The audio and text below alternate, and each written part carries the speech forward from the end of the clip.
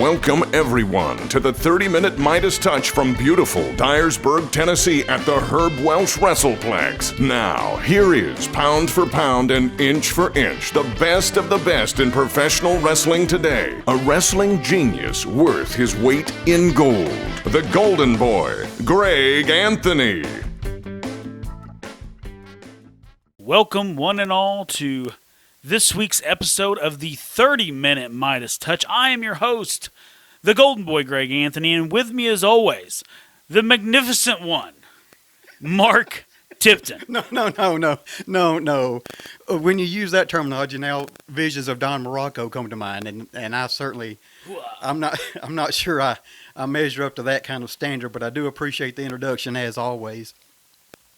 And as usual, I would like to jump right into our topic.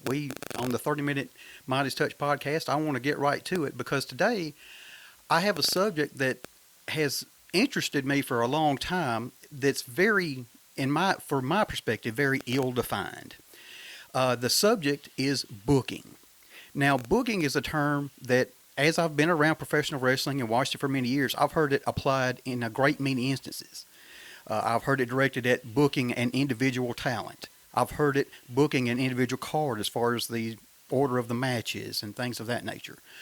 I've heard it directed towards a series of matches between two wrestlers, an angle, or however you want to define that, and how that's carried out and how long to go with it and so forth like that. And so if I could, I'd like to just start with a basic introduction to booking. What is it precisely to you, and how do you define it and explain it to our listeners? Well, booking is, in my opinion, the single greatest aspect in our business. And the way I can explain that to you is that you can have great talent, you can have great promoting, but if you have bad booking, then none of it matters, right? And the flip side of that coin is you can have bad promoting, you can have bad wrestlers, but if you have good booking, it makes up for a lot of sins. So all the things that you're talking about, booking a match, booking a wrestler, booking an angle or program, all those things are within the same confines of booking. It's all under the same thing. It's kind of like our word gimmick. Gimmick is everything. Hit me with that gimmick, give me that gimmick, hey, would you mind slipping the gimmick over? You know, it's an all-purpose term. So booking, when we talk about booking, it's pretty much anything that can be booked on a professional wrestling show. It is, whether it's booking a gimmick match, whether it's booking a specific wrestler, whether it's booking a specific thing we're doing, it's all the same. To me, booking is a lost art, and that's what I want to get into today is how a lot of people think they know how to book. But in my opinion, they don't. It's one thing to have an idea. It's a whole nother thing to make that idea come to fruition and actually have it work correctly. Okay. As I think about where to start, I guess one of the great debates that I often hear come up around professional wrestling with term to booking is I often hear criticisms of people of doing long-term booking versus short-term booking, and that people sometimes leave money on the table, so to speak, by the way they do that. Is that something that you agree with or, prescribe to as a thought process? Or is that something where that's just something I hear out in the crowd that we say, among those of us who think we know? No, I mean, long-term and short-term booking is an actual thing. I'm personally a long-term booker. With Pro Wrestling Mid-South, we're not trying to be here for 1 year. We're trying to be here for 20. You know what I mean? So I always have to think about next year. I always have to think about next decade. I always have to think about where am I going to go with the guys that are loyal to us. Where are we going to be with them in a year? That kind of thing. So I'm always thinking long term. Now, where short term booking comes in is where, John Michael has been very helpful as far as, hey, if we're going this direction, we need to do this now. That kind of thing. Or this will help enhance what we're doing. And I think that's an overall thought process. J.J. Dillon, I got to spend a lot of time with J.J. Dillon in a car, taking him to and from airport and things like that. And that was kind of our thought process was, you have one booker that is long term, and you have an assistant booker that is short term, right? So you kind of have the best of both worlds there. There was always, in the most famous booking territories in the country, there was always one guy that made the decisions, final booking, whatever. That was the guy, and then there was a guy helping the guy. And those were the most successful ones. So for me, it's always a long-term thing. Short-term is exactly that. If you want to get into a town and you know you only have 6 months or a year in this building, or they're going to tear it down, or there's no way, then yeah, you're gonna hot shot and try to get as much money as you can and get out. You know what I mean? We've seen that plenty of times too. The problem is, people think hot shotting is the only way to book, and they hot shot a town that could last them a decade, and they burn it out in a year. You know what I mean? So there's a very cerebral way this is all supposed to go, and a lot of people don't get that. You know, they just go in there and they just do whatever they want to do, and think that, well, it's wrestling. That's how wrestling's supposed to be, and that's not my thought process at all. All right. Well, what you said there about having an assistant, that caught my attention because, and from a fan perspective again, I'm thinking the image that came to my mind was I thought about the WWE. There you had Vince Sr. and then Vince Jr. took over, but alongside him, you had the late Pat Patterson, who was often referred to as the right-hand man, or something of that nature. I heard terminology used him often. And what he was known to me for was he was known as the greatest finish guy in the business. I heard that term over and over again.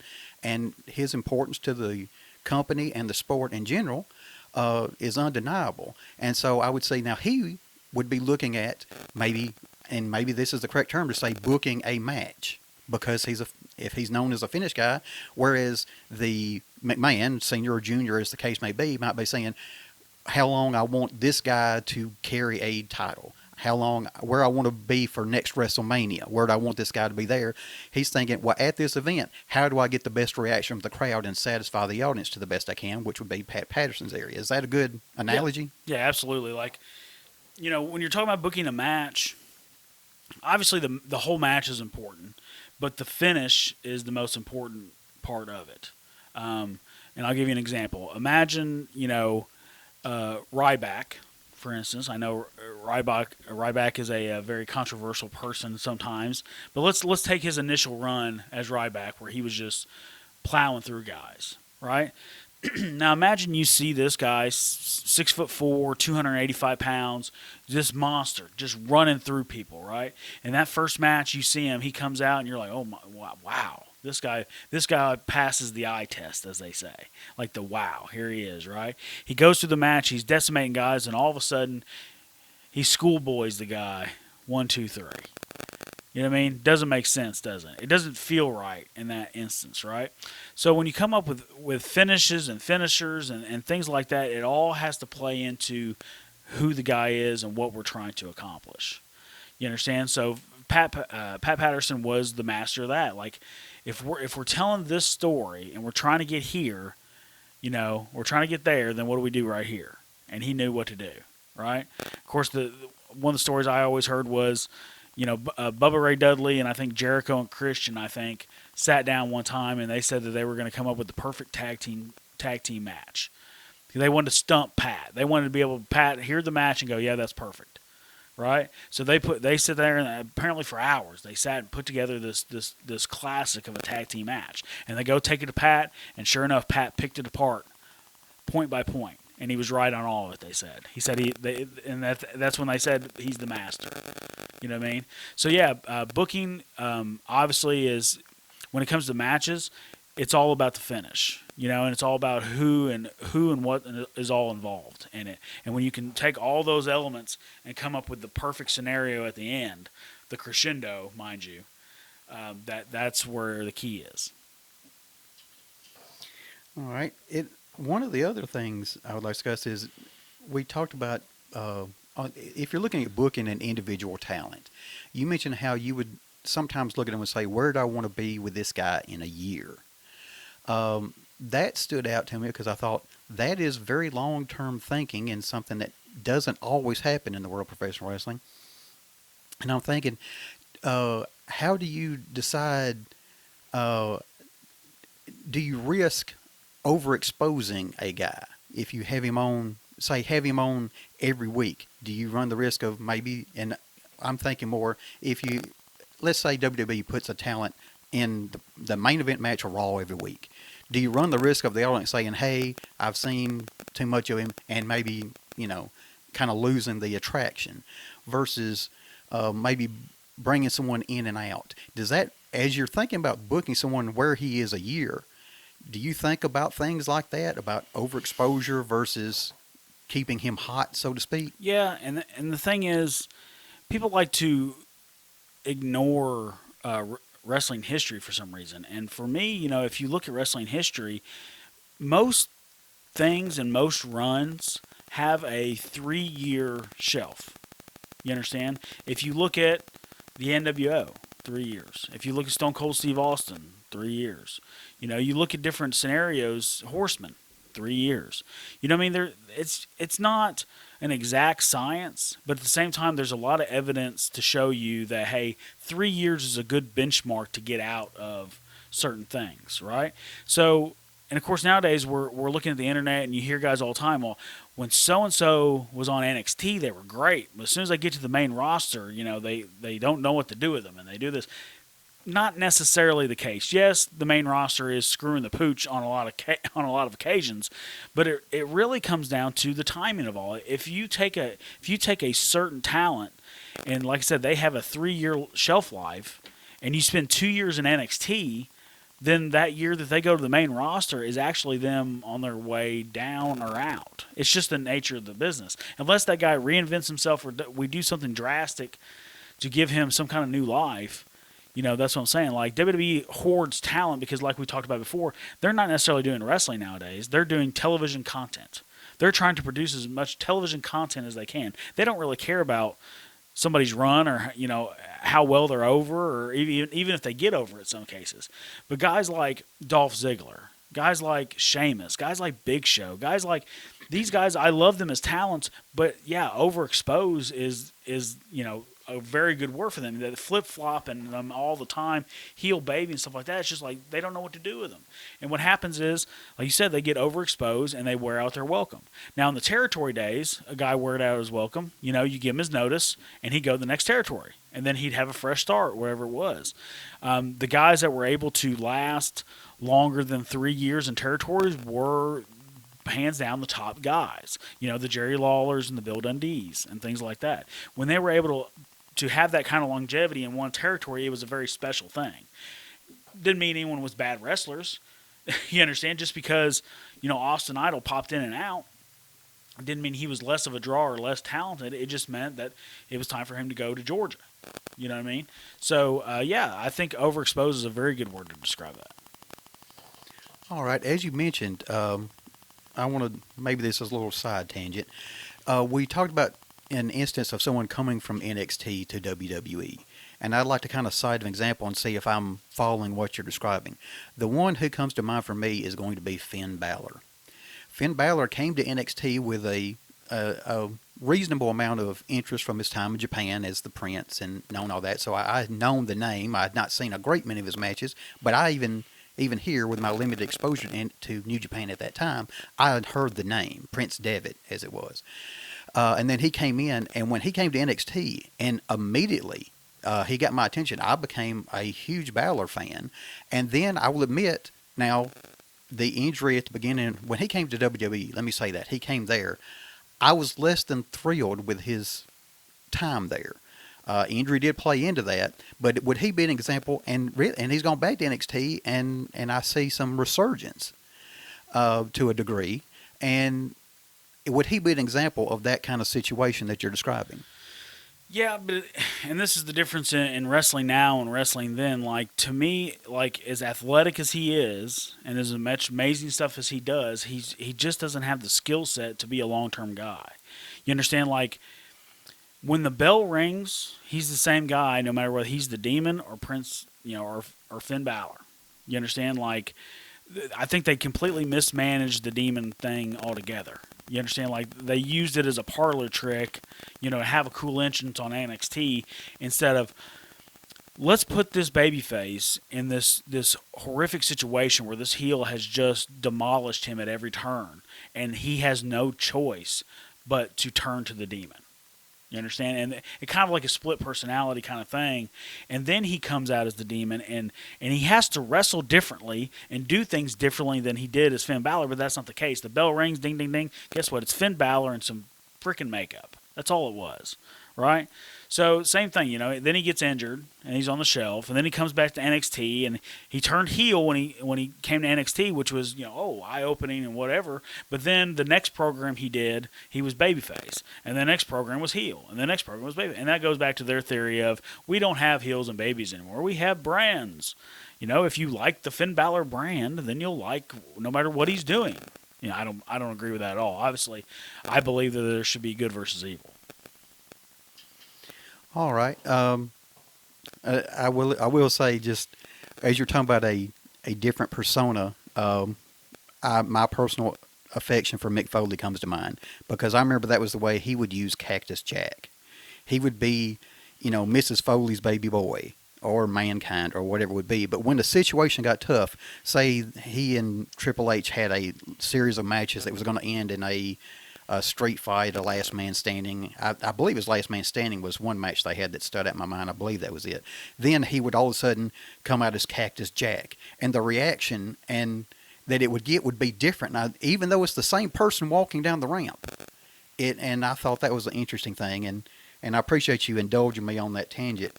As we talked about booking an individual, thinking where is he going to be next year, and the kind of things that you might do during that year to get him to the end point that you had in mind, is there ever a situation where the talent doesn't necessarily understand your long-term vision and maybe doesn't really agree with where you're asking him to go in the short term because he doesn't look at it in long term the way you are? Is that ever an issue that arises as you're booking a particular talent?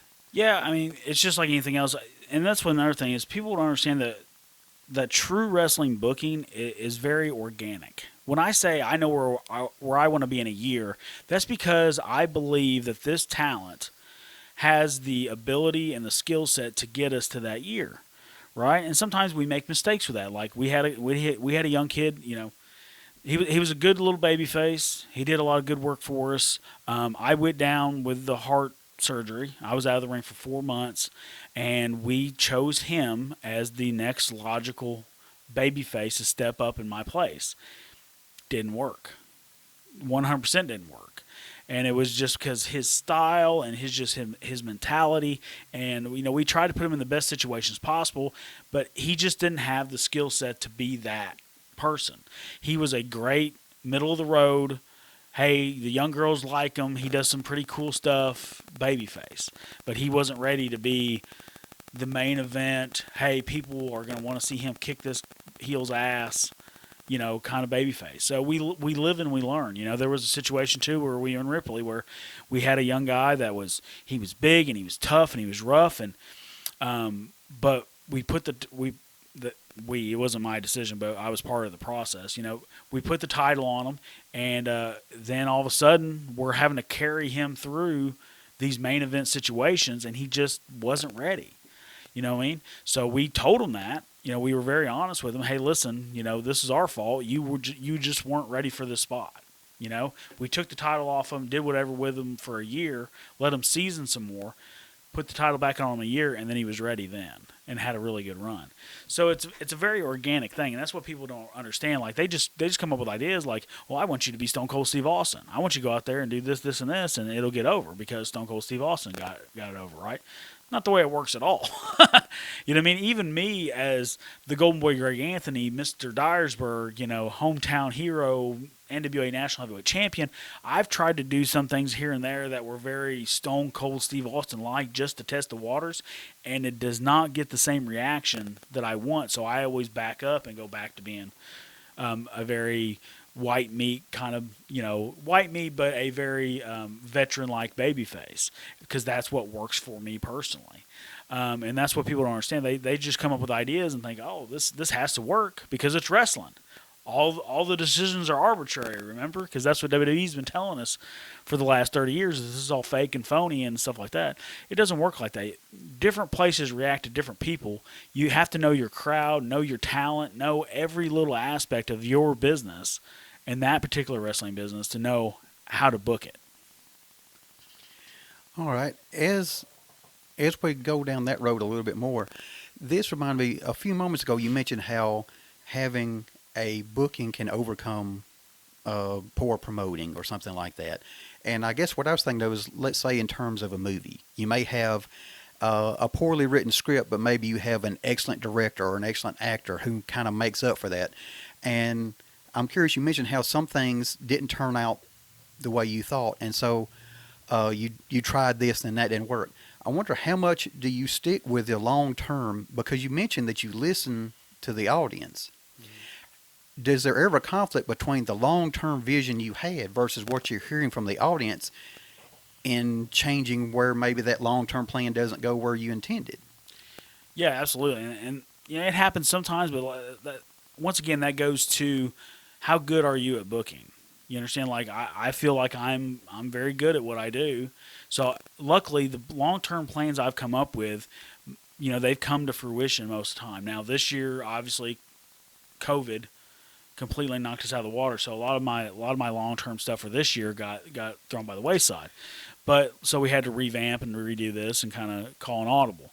But for the most part, like I said, if you know your talent, you know your town, you know all the players involved, then you can kind of, you can manipulate and kind of see down the road how this is all going to work. You understand? You have to know when to pull the trigger and when not to do, and do certain stuff and not do certain stuff.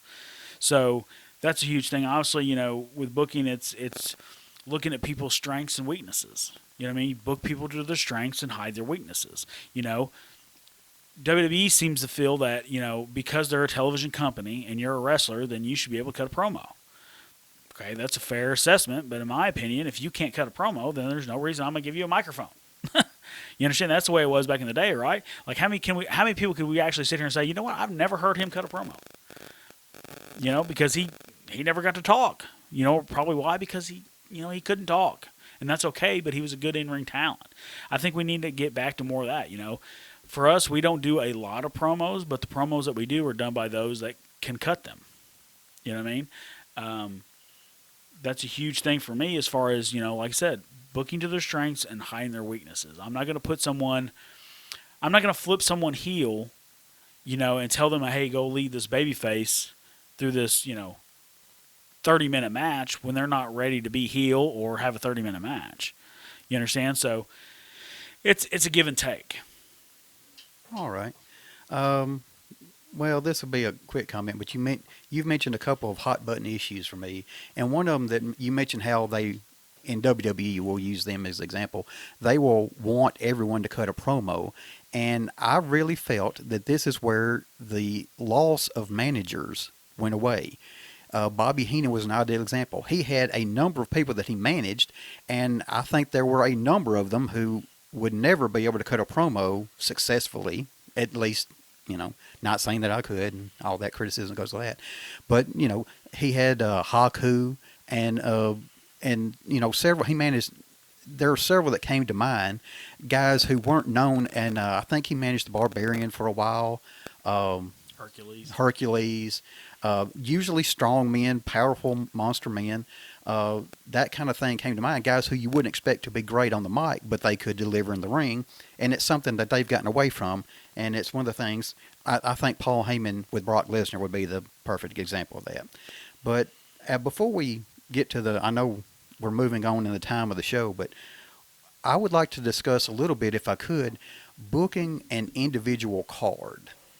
Let me say, is there booking decisions that go into not only the matches that you have, but say the order that the matches are presented in? Does that play into it?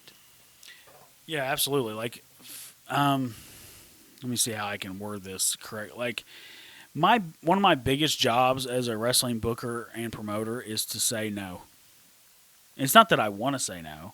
It's just that ends up being one of my primary jobs, because when a guy comes and pitches you an idea, he's pitching you an idea from his perspective for his position within the company.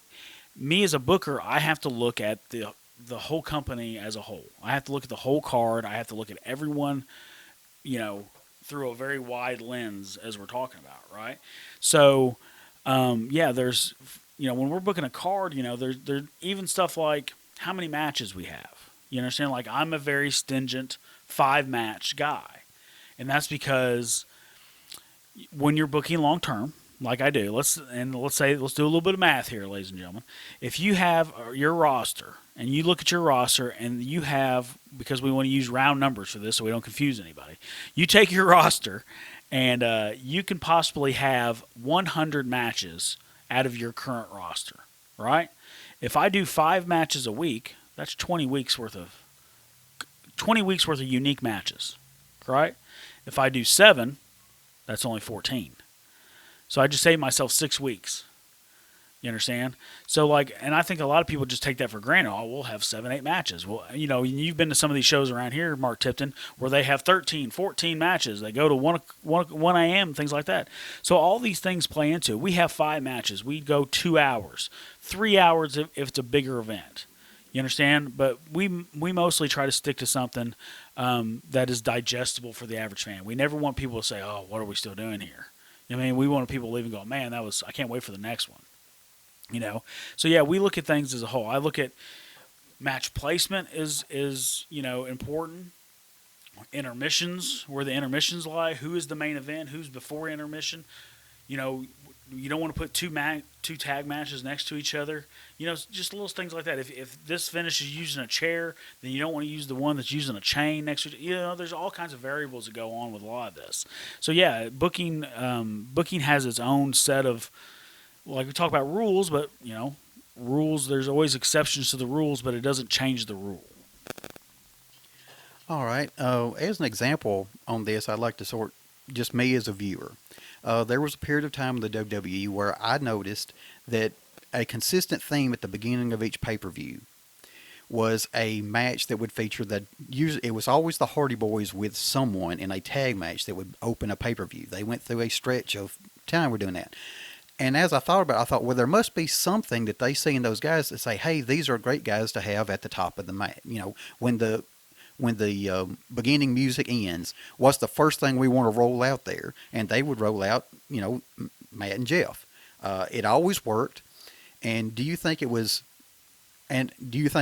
my observation is correct? And if so, do you think it was something about their performances or their style of wrestling that played into that? Yeah, absolutely. The two most important matches on the show are first and last, because the first match, obviously, you don't want to send a stinker out there the first match, and then it takes, and if something like that happens, it takes a little bit for the crowd to get back into it. But if when you start out that show and you send a really good match, it doesn't have to be something that goes 30 minutes or anything like that. Just a good 10, 15-minute match that's really energetic and whatever. We send that out first and get the people involved, and all of a sudden they're ready for the rest of it. You understand? But if you send a bad match out first, then oh my God, then it's like spoon feeding them some of it. It's like, oh, please take this string peas, that kind of thing. So it takes a little bit to get them in. So all this kind of stuff plays into the whole show. All right. Could we say, and we'll just go with this very quickly, during the time period when WWE, well, and they still do this from time to time, actually, now that they've brought back the Universal Championship, I noticed they would often have either the WWE or World and now Universal Championship. And they would almost never, that I recall, ever have those championship matches happen back to back. Right. There would always be something between there. Is that the kind of thing you're describing? Yeah, kind of. But also it was,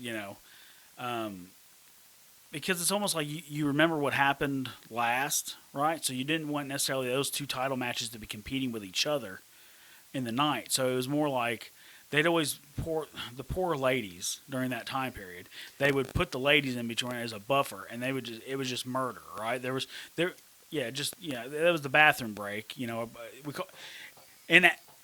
On live shows it's called a popcorn match. That's when they're going to go get their popcorn.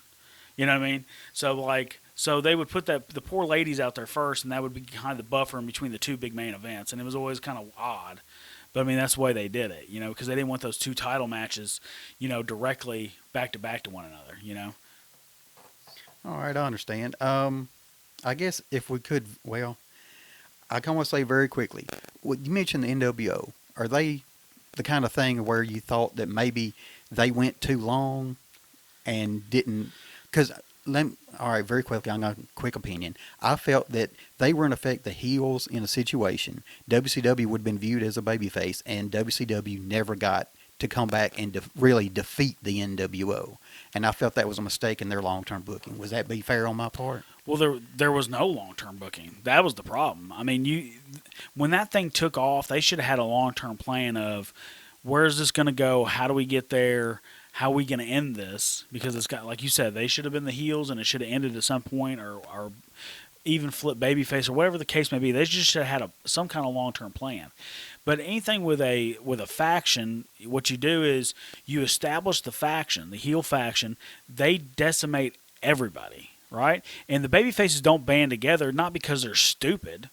It's because they don't understand the concept of banding together. They don't understand the concept of, hey, we're going to all gang up on this other thing. Like, they're still trying to fight the one-on-one fight, because that's the way the rules work, right? I'm in a one-on-one match. Why would I have to worry about the 15 other guys who are going to run here and kick my ass, right?